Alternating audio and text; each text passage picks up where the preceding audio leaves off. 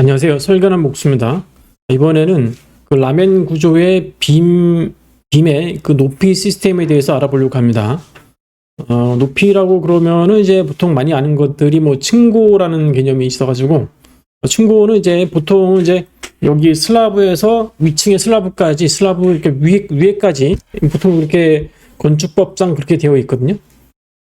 자, 그런데 요거는 이제 건축법이고요.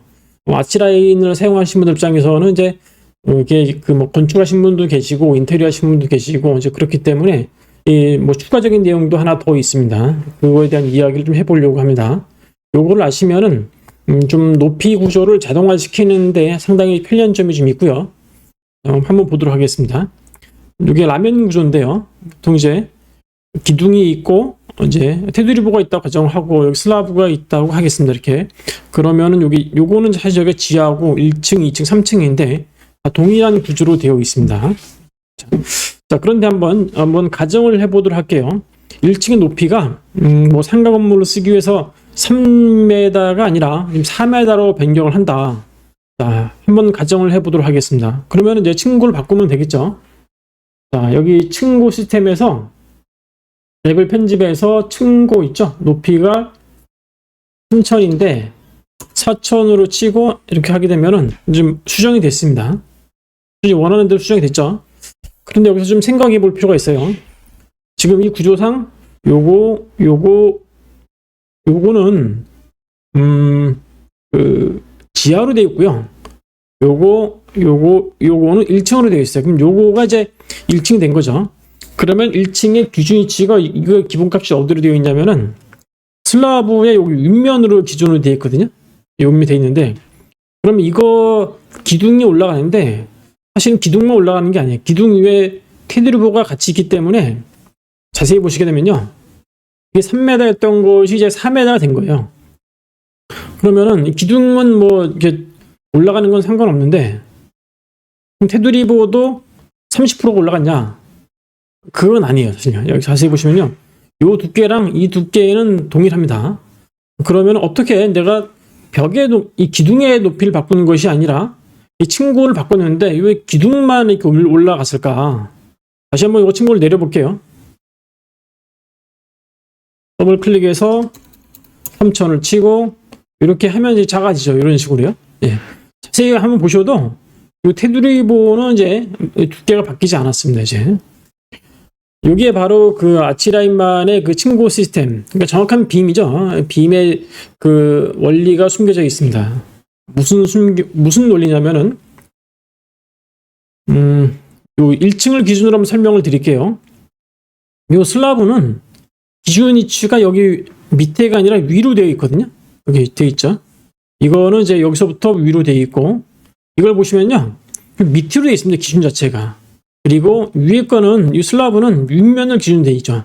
요게 이제 기준 위치가 좀 다르다는 거죠. 요거는 이제 사실은 2층에 있는 바닥 슬라브고요. 요게 이제 1층 슬라브고요. 지하 슬라브가 있죠. 예. 그럼 테두리보는 어떻게 되어 있냐면은 이 구조 자체가 여기 있죠. 원래 층고가 이제 여기서부터 여기까지잖아요. 요곳으로부터 그러니까 TS 그러니까 탑 오브 스트럭처의 밑으로 고정된 값을 가지고 있는 겁니다. 이게 300, 200이니까 마이너스 500 값을 가지고 있거든요. 위치 자체를. 높이가 그런 거죠. 이것도 여기서부터 500 떨어진 거예요. 그러니까 이 기둥이 높이가 어떻게 되냐면 여기 보시면 2500이지만은 표면 값은 2500이지만은 이게 실제로는 이제 2500이 아니라 편집 들어가시게 되면요. TS 그러니까 구조 상단에 그러니까 플러스 위쪽에 위에 있는 구조에 마이너스 500으로 되어 있는 거죠. 이게 좀 헷갈릴 수가 있는데 이것이 있어야 사실 정확한 이제 완벽한 빔이라고 할 수가 있습니다. 그래야 마음대로 사용자가 컨트롤할 수가 있는 거죠. 자, 그러면은 요거 눌러보시면요. FN 뭐 FF, TS, BS, LE 뭐 FI가 플라이트 인크리스먼트인데 요게 이제 개념을 좀 설명드릴게요.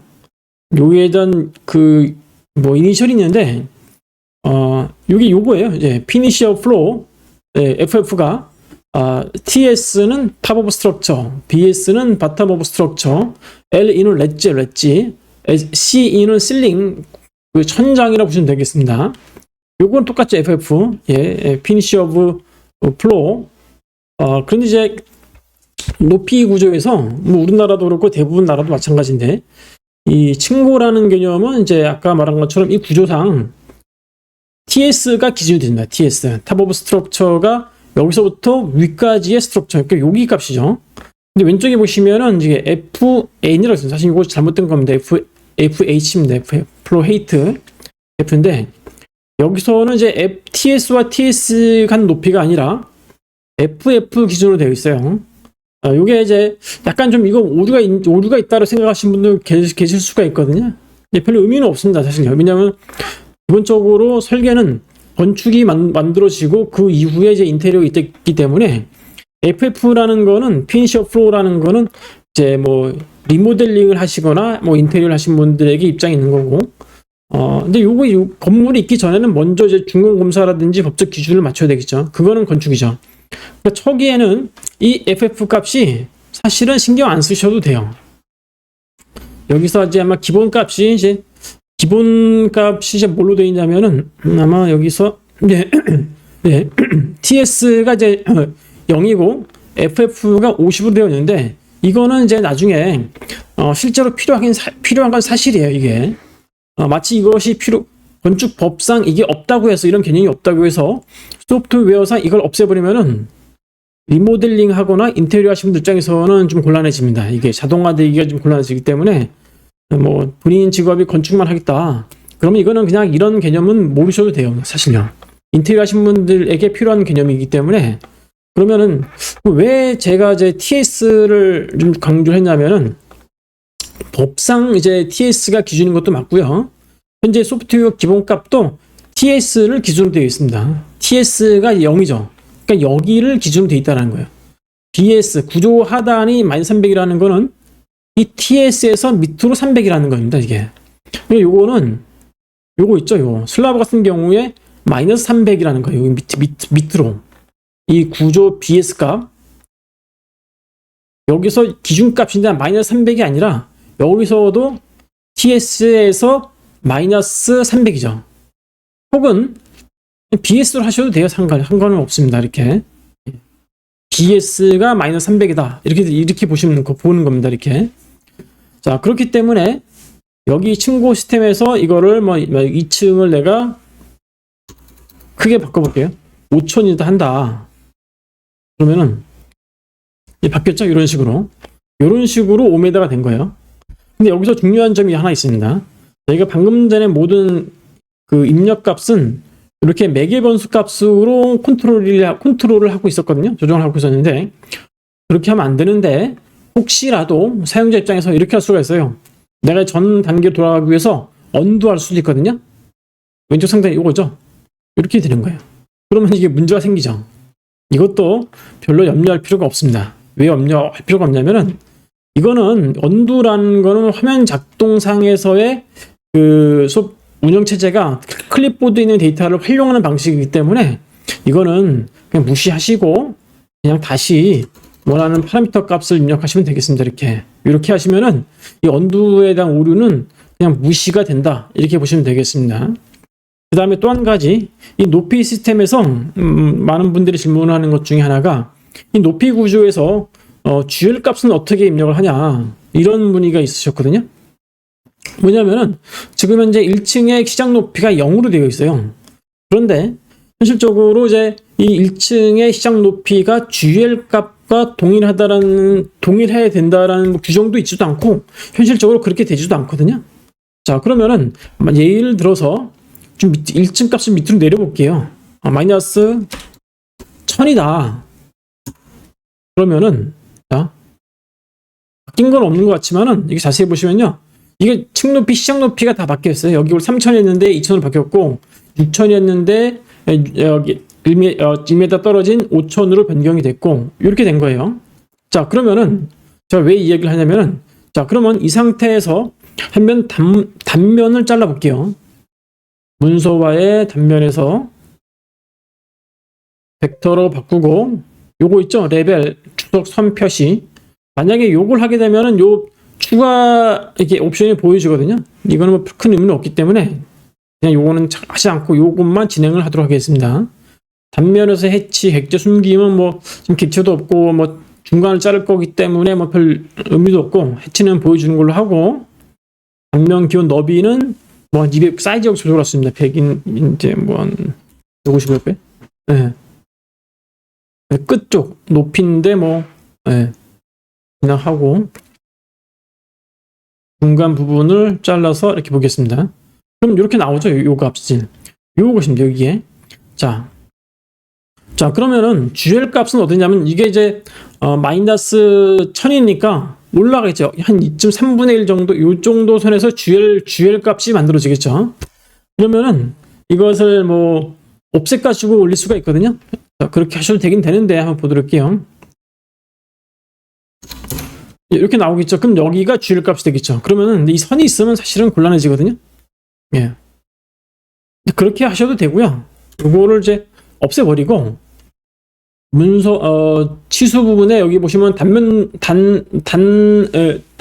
단면이 높이 이런 개념이 있어요. 여기 뭐 지금 요거는 이제 스타일 값인데 이제 그 뭐랄까 뭐 문자 나오는 크기 이런 걸 말하는 거거든요.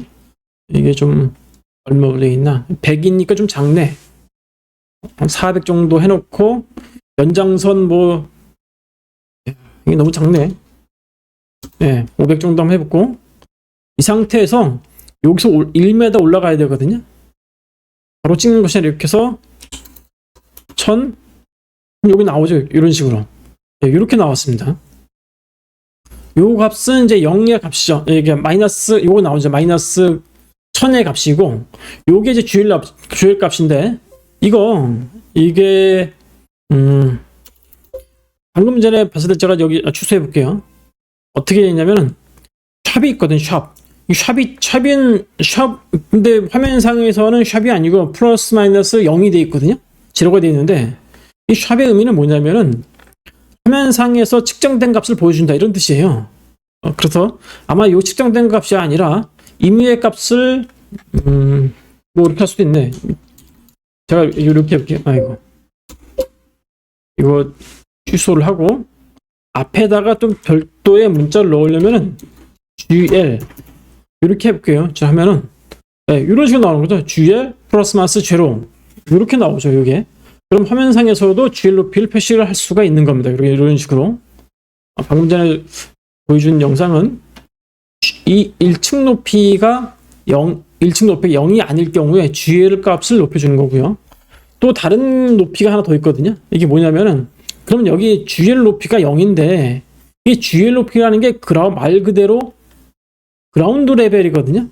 그러니까 이제 기준 값의 이 대지의 기준 높이 0의 높이를 표시해 주는 거죠. 그런데 해발 고도는 좀 다른 개념이 있습니다. 여기 보시면 높이 중에 해발 고도라는 게 있어요. 이게 밀리미터가 아니라 미터로 되어 있는데 요거는 뭐냐면은 정말 해발 그러니까 우리나라 같은 경우에는 인천 앞바다가 기준 있잖아요. 인천 앞바다를 기준으로 해가지고 표고가 얼마인지를 지정해 주는 값이에요. 그럼 이거는 어떻게 적용되냐면요. 이 값이 여기에 영향을 미치진 않습니다. 그러면 이것은 어디에 영향을 미치냐? 이거는 3차원 상에서 예를 들어서 건축상 높이가 아니라 뭐 이렇게 대지 높이라든지 여기에 보시면은